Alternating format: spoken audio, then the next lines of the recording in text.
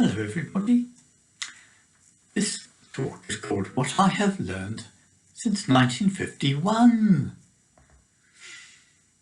It was when I was about 7 years old that I have my first memory of going to a Christmas Eve service of readings and carols.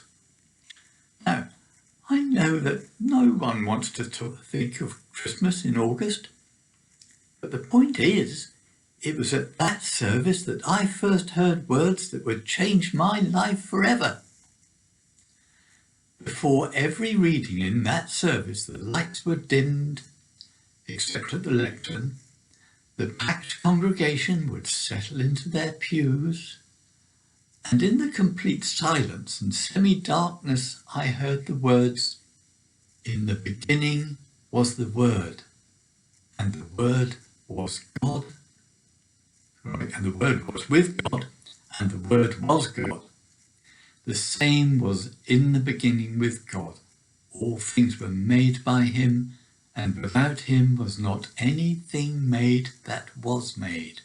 In him was life, and the life was the light of men, and the light shineth in darkness, and the darkness comprehended it not." I won't read the rest of the passage from the opening of John's wonderful Gospel, for it was really those opening words that infused my mind, my heart and soul with wonder and awe. God had me then and has never let me go. Even though I didn't have the vocabulary to express what had happened, that sense of his mystery, his unknowable vastness, his timelessness just hit me and has stayed with me. Now, that the Word was Jesus, I didn't wholly grasp until much later. Nor did I grasp that Jesus was God.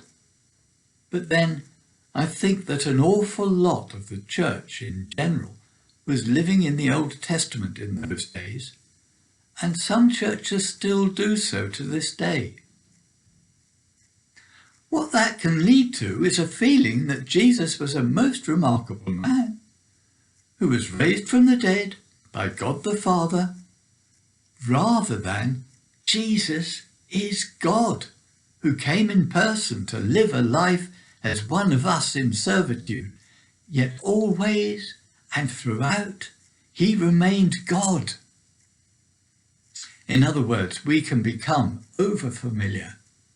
We can slide into thinking of Jesus Christ as more of a mate than the truly awesome, utterly holy God, all-powerful dweller of eternity, who spoke creation into being and who holds and sustains everything in being now by the power of his word. Yes, we love to give him thanks and sing our praises to him. We love to read about him, to study his life as he walked amongst us and taught us, demonstrating that the kingdom of God had arrived in him. But do we ever feel the staggering awe, bordering upon fear, that I felt when I first heard those words from John's Gospel spoken into my very being? If we don't, then perhaps we need to meditate upon Jesus Christ, who, as the risen Christ, had to reassure his disciples with the words, "Peace be with you." So frightened were they at his first appearances.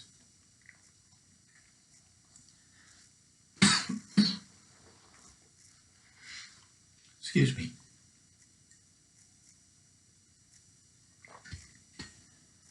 Perhaps we might also remember, fear of the Lord is the beginning of wisdom, and the knowledge of the Holy One is understanding.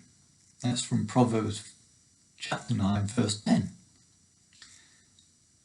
Then In chapter 1 of John's book of Revelation, in which he is alone on the island of Patmos, John is taken by the Spirit and sees a wonderful vision of the Lord in all his glory, so utterly beautiful, dazzling, awesome, and yes, terrifying, that John falls to the ground in a dead faint and has to be roused by the hand of the Lord upon his shoulder. And Jesus reassures John with the words, "Don't be afraid." From there, John is led on a roller coaster of a ride with vision after vision of the splendor, power, and authority that Jesus holds over all creation. Yes, it's a deeply puzzling book, much of it certainly beyond my understanding, but at the end of it I just wanted to read it again, to repeat that time in the depths of it, close to the mystery of the knowable and yet unknowable vastness of our God.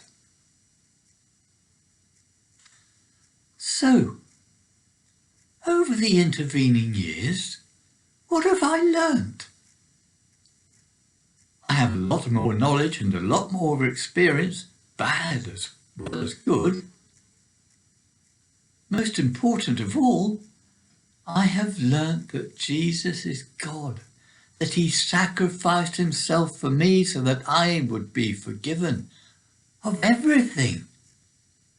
However, beyond that, my young 7-year-old self was given, in one instance, everything that I needed, the certain knowledge of God that he knows me, he is awesome, full of majesty, love, power, mystery, and I am his forever.